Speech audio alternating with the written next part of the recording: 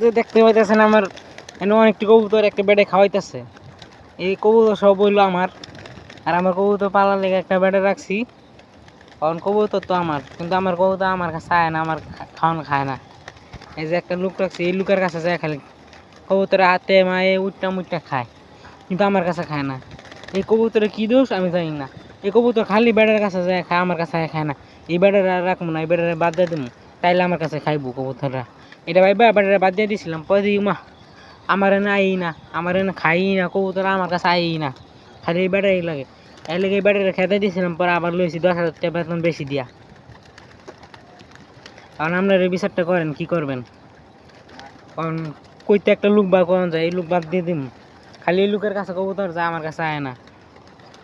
আপনার এই করেন। আচ্ছা আপনার একটা লুক ব্যবস্থা করেন, আমি টেয়ার লাগে 10,000 টাকা বাড়ায় বেতন দিব। এই বেড়াতে 60,000 টাকা বেতন দিই, আপনার একটা লুক এনে দিন, 70,000 টাকা বেতন দিব, 10,000 টাকা বাদ দিই।